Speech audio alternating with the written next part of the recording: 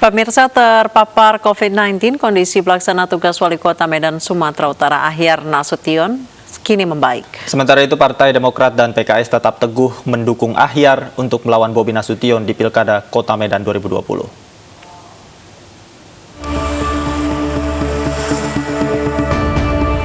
Kondisi pelaksana tugas Wali Kota Medan Sumatera Utara sekaligus lawan Bobi Nasution di Pilkada Kota Medan, Ahyar Nasution, membaik.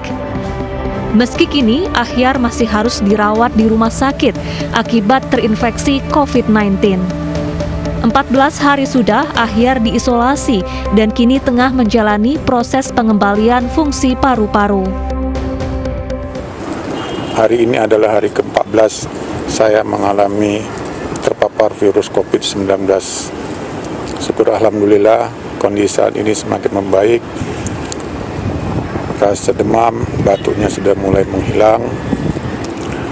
Hanya mengembalikan fungsi paru-paru agar oksigen saturation tetap berada di atas 95%. Sementara itu, terkait pencalonan Ahyar di Pilkada Kota Medan 2020, Partai Demokrat masih teguh mengusung Ahyar sebagai bakal calon Wali Kota Medan. Menurut Ketua DPC Partai Demokrat Kota Medan, Burhanuddin Sitepu, kondisi Ahyar yang terpapar COVID-19 tidak mengganggu tahapan pencalonan Ahyar ke KPU. Saat ini, berkas administrasi Ahyar yang akan maju bersama politisi PKS Salman Al-Farisi sedang dilengkapi. Koalisi Partai Demokrat dan PKS di Pilkada Medan 2020 sudah final dengan mengusung Ahyar Nasution dan Salman Al-Farisi.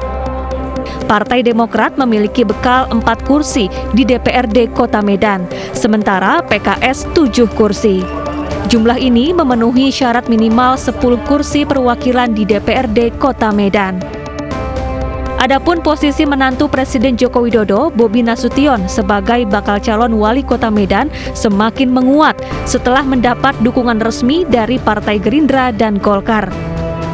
Kini Bobi tinggal menunggu dukungan resmi dari PDI Perjuangan. Dari Medan, Sumatera Utara, Said Ilham, iNews melaporkan.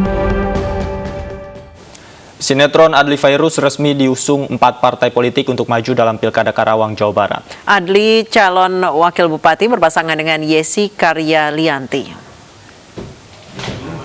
Partai terakhir yang mengusung bakal calon wakil bupati Karawang Ahmad Adli Fairuz yang berpasangan dengan Yesi Karyalianti adalah Partai Persatuan Pembangunan. Sebelumnya pasangan ini telah mengantongi dukungan dari 3 partai lainnya, yakni PD Perjuangan, Partai Bulan Bintang, dan Partai Amanat Nasional. Dengan demikian, pasangan Yesi Adli mendapat dukungan dari 4 partai.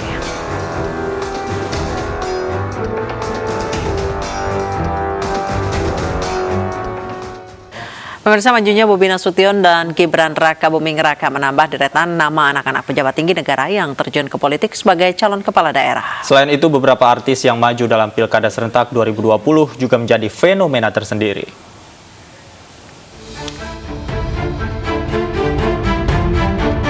Putra sulung Presiden Joko Widodo, Gibran Rakabuming Raka, resmi mencalonkan diri sebagai bakal calon wali kota Solo, Jawa Tengah. Gibran maju melalui PDI Perjuangan dengan diantar ibunya Iriana, Joko Widodo, dan ratusan relawan. Gibran telah mendaftarkan diri ke kantor DPD PDIP Jawa Tengah. Sementara itu, menanggapi putranya maju mengikuti pilkada, Joko Widodo berpesan agar tidak pernah menggunakan jalan pintas. Tidak hanya Gibran, anak Wakil Presiden Ma'ruf Amin, Siti Nur Aziza, juga masuk dalam bursa bakal calon wali kota Tangerang Selatan. Wanita yang berusia 18 tahun mengabdi sebagai aparatur sipil negara di Kementerian Agama ini maju melalui Partai Persatuan Pembangunan. Aziza mengaku telah mendapatkan restu dan dukungan ayahnya. Sebelumnya pada 2017 silam, putra Presiden ke-6 Republik Indonesia Susilo Bambang Yudhoyono, yakni Agus Harimurti Yudhoyono, maju dalam pemilihan Gubernur DKI Jakarta. Namun AHY yang berpasangan dengan Silviana Murni ini harus rela menegak kekalahan.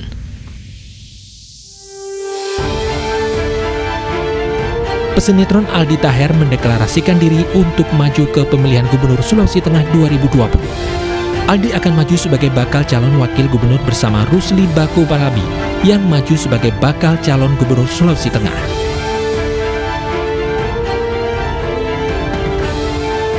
Aldi Taher mengaku mantap terjun ke dunia politik dan tertantang mengembangkan potensi pariwisata di Sulawesi Tengah. Sementara itu, Putri Pedangdut Arafik Laila Fadlia Elfus kembali maju ke Pilkada Kabupaten Pekalongan, Jawa Tengah. Laila diusung PDI Perjuangan dan Partai Golkar. Mantan Wakil Bupati Pekalongan periode 2011-2016 ini maju sebagai bakal calon Bupati Pekalongan. Pedangdut ini akan didampingi Ketua DPC PDI Perjuangan Pekalongan Riswandi sebagai bakal calon wakilnya. Keduanya optimistis mampu merebut hati masyarakat Kabupaten Pekalongan. Tim Liputan iNews melaporkan. Pemirsa, Partai Perindo kembali mendapat kepercayaan dari bakal pasangan calon untuk mendukung mereka dalam kontestasi Pilkada serentak 9 Desember 2020 mendatang. Kali ini surat rekomendasi partai diberikan kepada bakal calon Bupati Lamongan, Jawa Timur dan Manokwari, Papua Barat.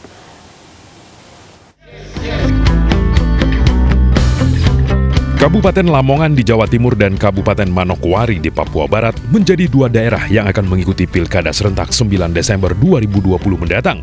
Dukungan dari partai politik pun diharapkan bakal pasangan calon termasuk dari Partai Perindo.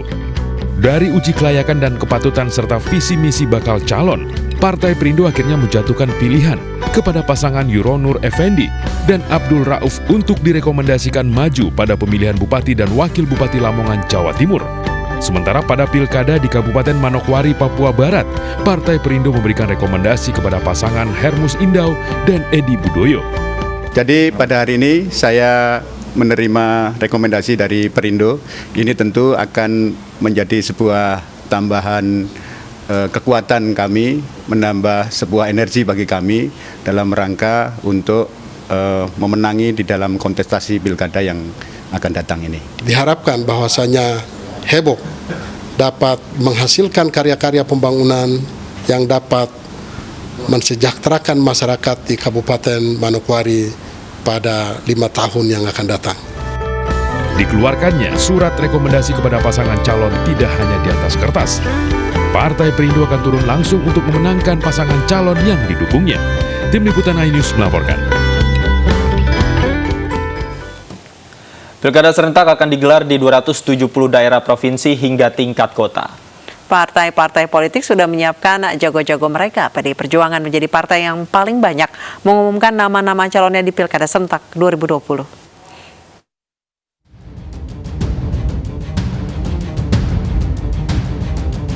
Partai-partai politik akan saling bertarung dalam gelaran Pilkada serentak 9 Desember mendatang. PDI Perjuangan menjadi partai yang paling siap dibandingkan partai lain. PDI Perjuangan telah mengumumkan puluhan kandidatnya, termasuk pasangan Gibran Rakabuming Raka dan Teguh Prakosa untuk pemilihan Wali Kota Surakarta, Jawa Tengah. Masuknya putra sulung Jokowi ini menarik perhatian publik. Bahkan diprediksi Gibran akan melawan kota kosong, bahkan jika ada lawan Gibran juga diprediksi akan menang mudah. Namun Gibran menyatakan tetap ingin mendapatkan lawan di pemilihan Wali Kota Surakarta. Lawan-lawan Gibran pun bermunculan untuk menyainginya, yaitu pasangan Bagio Wahyono dan FX Suparjo yang maju melalui jalur independen. Mereka sudah lolos tahap verifikasi awal KPUD. Masih beberapa tahapan lagi untuk pasangan penjahit dan ketua RW ini bisa menjadi peserta resmi memperebutkan kursi Wali Kota Surakarta.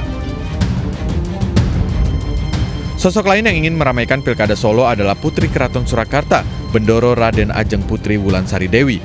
Ia mengaku sudah menjalin komunikasi dengan Partai Keadilan Sejahtera.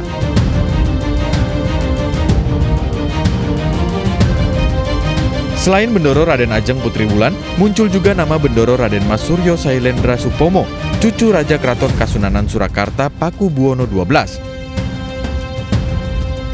Sailendra merupakan putra dari Gusti Kanjeng Ratu Ayu Kus Indria yang saat ini menjadi anggota Dewan Pertimbangan Daerah Republik Indonesia. Di Kota Medan, Sumatera Utara, PDI Perjuangan dan Gerindra mengusung menantu Presiden Joko Widodo, Bobi Nasution. Gerindra mengajukan kadernya Aulia Rahman, Ketua Komisi 2 DPRD Kota Medan menjadi pasangan Bobi. Tidak hanya Gerindra, Golkar dan PAN pun siap menyokong Bobi di Kota Medan. Pilkada serentak akan digelar di 270 daerah, terdiri dari 9 provinsi, 224 kabupaten dan 37 kota, termasuk Kota Makassar yang menggelar pilkada ulang. Masa kampanye pilkada serentak akan dimulai 26 September hingga 5 Desember 2020. Kampanye ini meliputi tatap muka terbatas, debat publik hingga kampanye di media massa. Pemungutan suara serentak akan digelar 9 Desember 2020. Tim Liputan iNews melaporkan.